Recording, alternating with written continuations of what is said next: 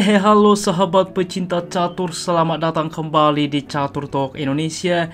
Dan lagi kita memasuki sesi request teman-teman untuk menunjukkan permainan para master catur terdahulu.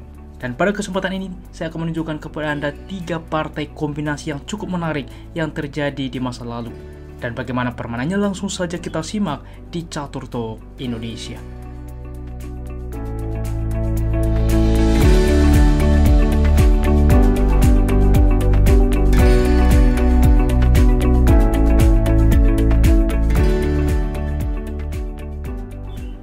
Baiklah teman-teman, ini adalah partai yang pertama, permainan dari Master Catur Austria, Ernest Falkber menghadapi Konrad Bayer, berlangsung di Vienna 1852, di mana putih melangkah dengan pion ke 4, dibalas E5, kuda ke F3, kuda ke C6, dan gajah ke C4. Tentunya pada permainan masa dulu, cukup banyak teman-teman memilih pembukaan Itali, merupakan salah satu pembukaan agresif dan juga tertua. Gajah ke C5 Guccio piano dan B4. Pion ke B4 adalah Evans Gambit teman-teman. Ini juga sebuah gambit yang cukup agresif. Di sini hitam tanpa takut menerima gambit gajah memukul pion, maka C3, gajah ke A5 dan D4. Di mana dengan pengorbanan pion memberikan kompensasi bagi putih pengaktifan perwira yang lebih cepat. Dilanjutkan hitam pion memukul pion, rokade lalu D6. Menteri ke B3 saat ini, kita lihat teman-teman di sini juga menantang pion, waktu yang sama juga menantang pion yang ada di B7. Di dalam posisi apabila gajah menutup, tentu juga pion akan tumbang, di mana juga mengancam kuda ke depan. Di sini dipilih menteri ke F6 dan pion memukul pion saat ini. Gajah ke B6 juga 2 kali menantang pion tentunya, maka E5. Pion memukul pion sebagai kompensasi pengaktifan perwira bahwa kuda aktif ke C3 salah satu opsi. Di sini dipilih dengan pion D memukul pion E langsung. Dan tentunya pion ini adalah pion beracun diterima ke depan, di mana ketika menteri dan raja sejajar ada benteng ke depan, di mana juga langsung mengancam, apalagi juga sudah disupport oleh menteri di masa depan.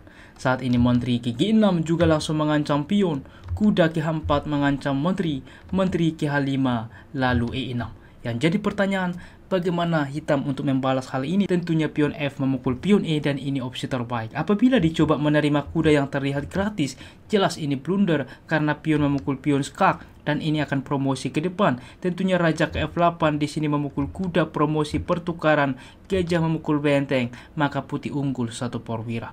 Untuk itulah teman-teman di dalam posisi ini, pion memukul pion terlebih dahulu, dilanjutkan dengan gajah saat ini memukul pion, pertukaran terjadi, memberikan akses menteri memukul gajah skak, kuda menutup ke E7, dan di sini kuda terancam sehingga kuda mundur ke F3, benteng ke F8 mengancam kuda. Di sini gajah ke G5 juga langsung mengancam juga kuda ke depan memanfaatkan pinan, dan di sini juga tentunya gajah ini disupport oleh kuda sehingga kombinasi yang cukup menarik benteng memukul kuda yang dilakukan oleh hitam. Maka gajah memukul kuda, di sini kuda ke D4 terlebih dahulu.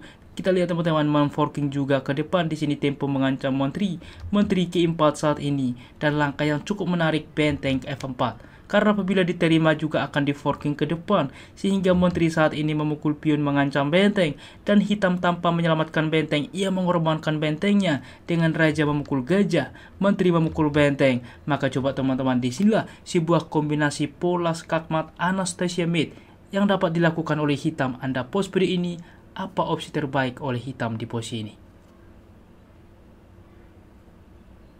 Bagaimana teman-teman?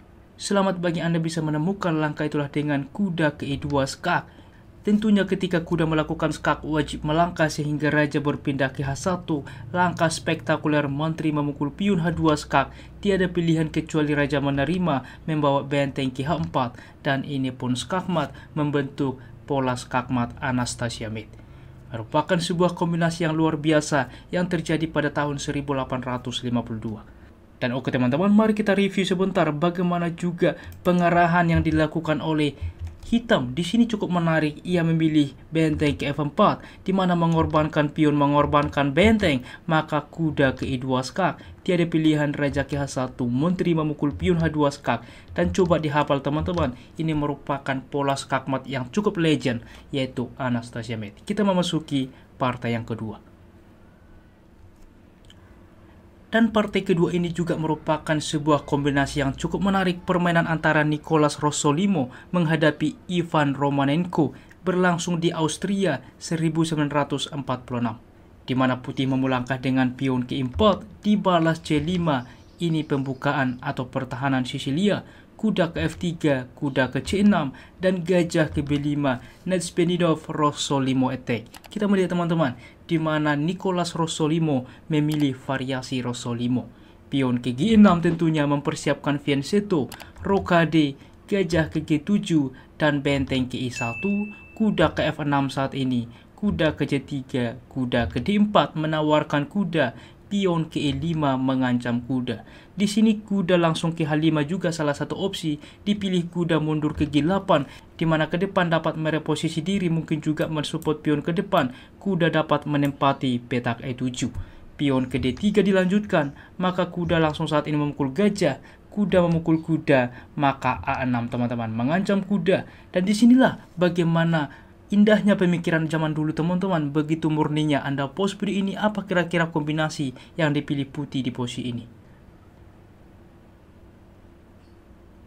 Bagaimana teman-teman? Selamat bagi Anda yang bisa menemukan langkah itulah dengan kuda ke D6 skak. Lihat, dan ini tentunya sangat berbahaya, diterima pengorbanan, maka di sini gajah terlebih dahulu ke G5 mengancam menteri, menteri ke A5, maka barulah pion memukul pion open skak, raja ke F8. Di sini langkah menteri juga untuk mensupport skakmat salah satu opsi, tetapi tentunya permainan indah masa lalu, ia lebih mementingkan keindahan dengan benteng ke E8 skak, mengorbankan benteng tentunya, raja menerima, membawa menteri ke E2 skak, raja ke F8, gajah ke E7 skak, raja ke E8, gajah ke D8, lagi-lagi open skak mengorbankan gajah, tentunya raja menerima, membawa kuda ke G5. Percaya atau tidak, di sini juga bahwa hitam menyerah. Karena apa? Untuk memukul pion lemah F7 ke depan, dan ini pun skakmat tak bisa dicegah.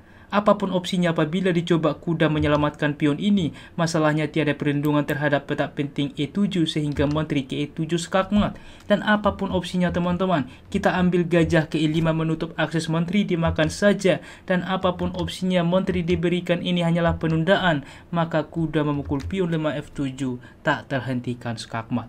Luar biasa teman-teman, bagaimana kombinasi yang dimainkan oleh Nicolas Rossolimo, di mana di dalam pos ini kita kembali sebentar, penemuan kuda ke D6 skak, di mana juga teman-teman di sini tidak langsung memukul pion open skak, tetapi mengancam menteri untuk juga mengusir menteri terlebih dahulu, sehingga di sini juga ia tidak mencoba langkah menteri untuk mensupport skakmat biasa, tetapi skakmat luar biasa dengan benteng ke E8 skak melakukan beberapa pengorbanan perwira untuk juga menciptakan skakmat teman-teman.